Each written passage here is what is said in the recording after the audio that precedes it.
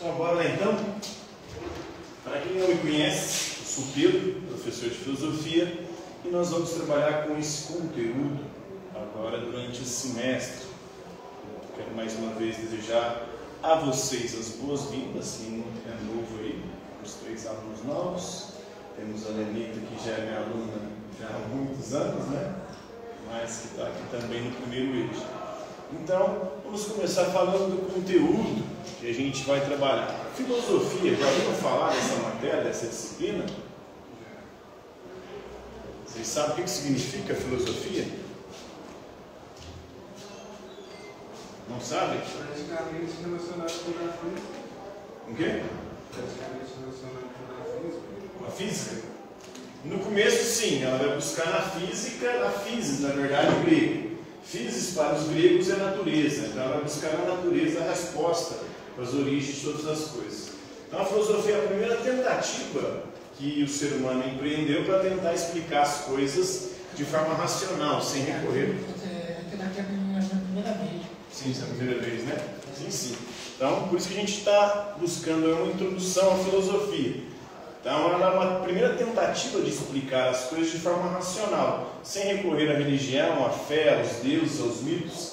Antes do nascimento da filosofia, a resposta para todas as questões quem dava era a religião, ou as religiões. Então, qualquer fenômeno que acontecesse em torno do ser humano era explicado através da ação dos deuses, através dos mitos, de histórias que tentavam ali, de alguma maneira, explicar algo que o ser humano não sabia explicar de forma racional. Então a filosofia nasce tentando explicar as coisas de forma racional. Filosofia é uma palavra de origem grega, vem de 2 palavras gregas, de filia e sofia. Filia significa amizade, amor, e sofia significa sabedoria, conhecimento.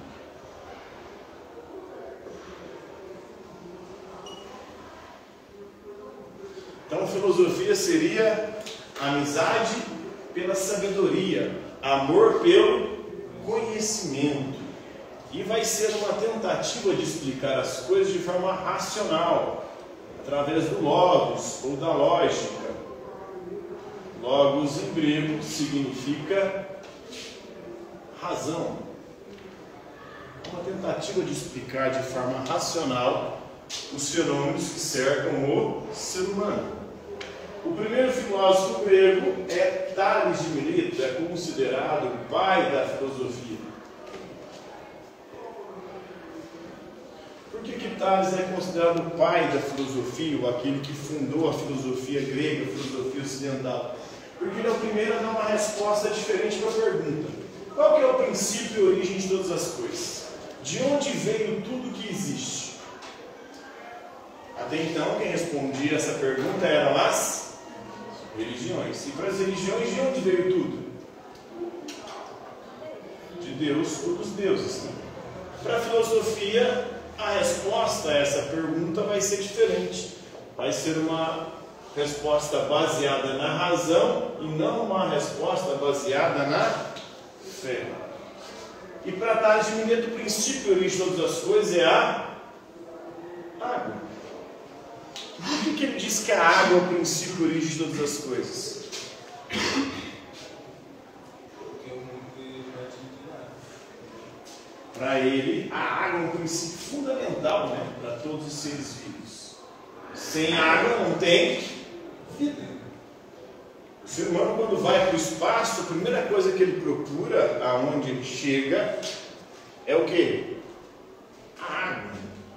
Já foi encontrado água na Lua, já foi encontrado água em Marte. E sem a água há a possibilidade de vida, de existirem seres vivos.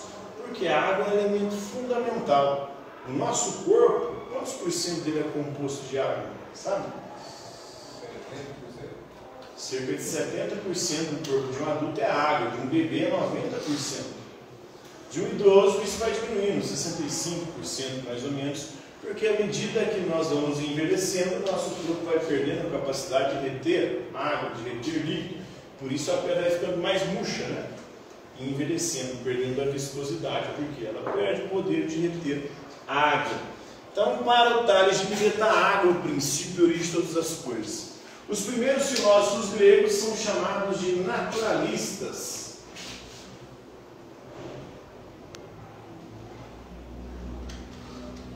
Por quê? Porque eles vão buscar na natureza o princípio e origem de todas as coisas. Natureza, que em grego se escreve physis.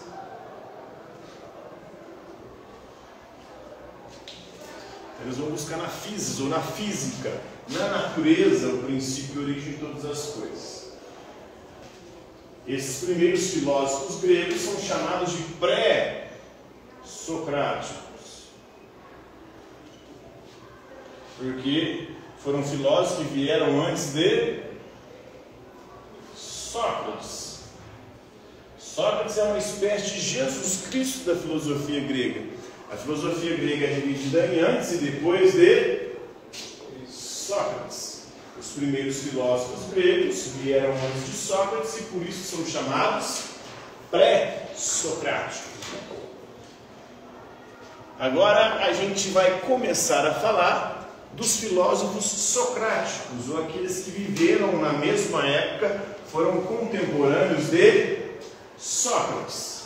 Depois a gente vai entrar naqueles que vieram depois de Sócrates, os pós-socráticos. Então, os primeiros filósofos gregos pré-socráticos vão buscar na natureza o princípio, a origem de todas as coisas, a resposta para tudo que existe. A partir do período socrático, eles vão mudar o foco. O foco não vai ser mais a natureza, mas será o ser humano. Então nós temos um período antropocêntrico, um antropocentrismo. O ser humano passa a ser o centro da reflexão filosófica. Antropo em grego é ser humano. E o período socrático começa com filósofos chamados filósofos sofistas. Sofistas que vem do grego sófos, que vem da mesma origem da palavra sofia. Sófos, portanto, eram os sábios, mestres. Mestres em quê? O que esses primeiros filósofos gregos eram mestres?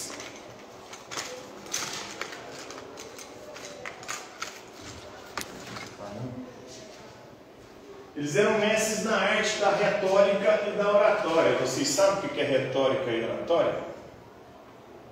Retórica e oratória é a arte de falar bem.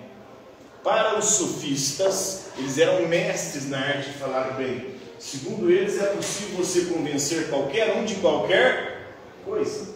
Basta você saber usar as palavras. Se você for bom de lábia, você consegue convencer qualquer pessoa. Então, eles ensinavam essa arte, a arte da retórica e da oratória, que era a arte de falar bem. Por quê? Na Grécia Antiga, especialmente em Atenas, eles desenvolveram um sistema político chamado democracia. O que é a democracia?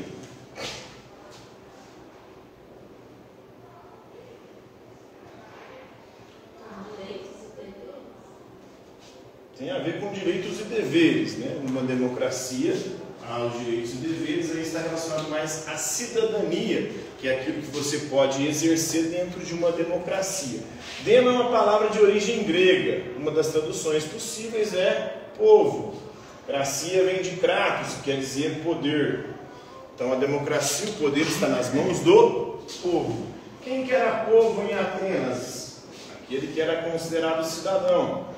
Cidadão era somente os homens. As mulheres não podiam ser cidadãs, por isso não tinham também direitos. Mulheres, estrangeiros, escravos, jovens, menores de 20 anos, essa galera toda estava excluída da cidadania, não tinha direitos. Só tinha direito quem era homem nascido em Atenas, maior de 20 anos de idade. Então, era assim que funcionava. E para quem tinha a cidadania, ele tinha dois direitos que eram fundamentais. O direito à isonomia. O que é isonomia? Iso é igual, em grego. Nomia é lei. Então todo cidadão é igual perante a lei. Todo cidadão aqui, homem, né? Homem maior de 20 anos, nascido em Atenas. Outra coisa muito importante, outro direito que existia, era a isegoria. Ise de iso igual, goria em grego é falar. Todos tinham o direito de falar na ágora. A ágora era a praça pública onde eles se reuniam para discutir a política.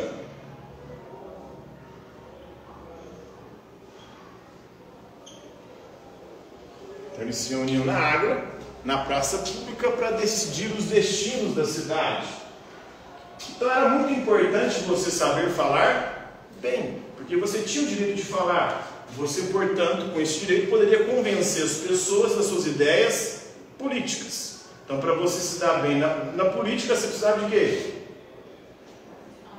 Falar bem, para você convencer os outros das suas ideias. E por isso os sofistas se especializaram nessa arte da retórica e da retórica para convencer os outros do espaço político da água, da praça pública na Atenas.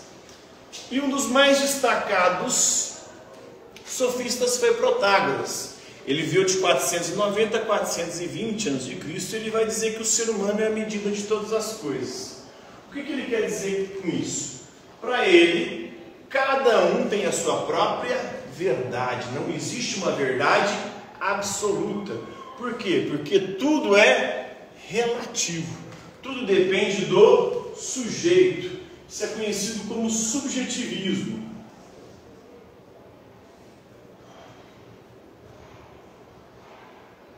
O subjetivismo, tudo depende do sujeito. O que é verdade para mim pode não ser verdade para vocês. O que é justiça para mim pode não ser justiça para vocês. O que é o bem para mim pode não ser o bem para vocês. O que é a beleza para mim pode não ser a beleza para vocês. Porque tudo é relativo. Relativo a quem? Ao sujeito. Por isso, subjetivismo. Isso vai entrar no campo da ética. Um dos campos de estudo da filosofia é a ética. A ética vai refletir sobre o comportamento humano. Ética vem do grego ethos, quer dizer costumes, comportamento. E qual que é a forma certa de agir, de se comportar? Para Protágoras, ele é um relativista. Tudo vai depender de cada um. Porque o que é certo para mim pode não ser certo para vocês. Mas, diante disso, se não há uma verdade absoluta, se não há um certo que seja universal, eu preciso convencer os outros de que o que eu acredito ser o certo, ou a verdade, é a melhor forma de encarar ou interpretar esse conceito. Então eu preciso convencer os outros da minha verdade. Não há uma verdade absoluta, mas eu posso, através da retórica e oratória, convencer os outros da minha verdade. Posso convencer os outros do que eu acho que é certo, o melhor para a cidade. Então isso é o relativismo, que o relativismo tudo é relativo. Por exemplo, é primavera em Atenas. Atenas, onde se desenvolve a democracia, onde Protágoras está, onde Sócrates também vai desenvolver sua filosofia. Aí vem um visitante da Suécia. Para o sueco, o tempo na Grécia está quente. Por quê? Na Suécia, o que é a característica da Suécia? Vocês sabem? A temperatura lá? É um país nórdico, né? Então lá geralmente é muito frio. O sueco está acostumado com o frio. Aí ele desce para Atenas, na Grécia, que está na primavera. Então para ele aquela temperatura é quente. Aí o visitante do Egito vai para a mesma Atenas. Ele fala que Atenas na primavera está frio. Por quê? O Egito faz muito calor. Aí ele sobe para a Grécia. É um tempo mais frio, vamos dizer assim, e por isso ele vai achar que o tempo lá está frio, porque ele não está acostumado com aquele tempo. Então, para um está quente, para outro está frio. Por quê? Porque a forma como a gente percebe a realidade, ela é diferente. A gente que vive aqui no Brasil, o Brasil é um país tropical, quente. Se você vai para a Europa, você vai sentir frio. Você não vai saber lidar com a temperatura ali. Agora, se alguém que vive no Polo Norte, ele desce para a Europa, ele vai achar que na Europa está de boa. Por quê? Porque as sensações e percepções que a gente tem é sempre relativo. Depende de onde você cresceu, né? Tanto o sueco quanto o egípcio, eles estão falando a verdade, os dois estão mentindo. Mas é uma verdade relativa, depende do sujeito. Então a verdade depende da perspectiva, portanto ela é relativa. Tudo é relativo para os sofistas, especialmente para o Protágoras. Não há uma verdade única, universal. E segundo ele, muitas coisas impedem o conhecimento, incluindo aí a obscuridade do tema e a brevidade da vida humana. Ou seja, nem sempre dá para a gente saber o que é verdade. Por quê? Porque a verdade, ou a realidade, ela é obscura. E a nossa vida, ela é muito breve. A gente vive pouco. E por viver pouco, não tem como a gente saber tudo. Então, nosso conhecimento sempre será limitado. Limitado à nossa perspectiva, à nossa visão enquanto sujeito. Não tem como você saber a verdade sobre todas as coisas. Por isso, toda a verdade que você souber sempre será relativa à sua vida, às suas experiências. É a sua verdade, não a verdade do outro.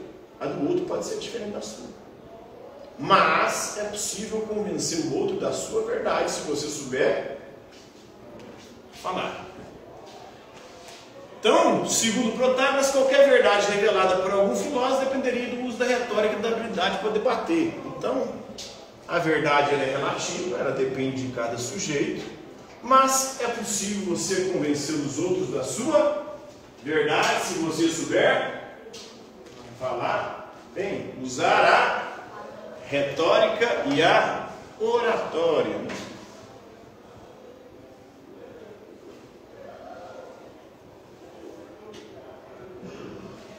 Então esse é o pensamento de Protágoras. Isso é um pouquinho aí da filosofia. Foi? Isonomia. Iso em grego é igual, nomia é lei. Alguma dúvida aí sobre o conteúdo? Tranquilo? Está de boa? Favorável? Então, por hoje, é isso aí. Isonomia. Isonomia, todos são iguais perante a lei.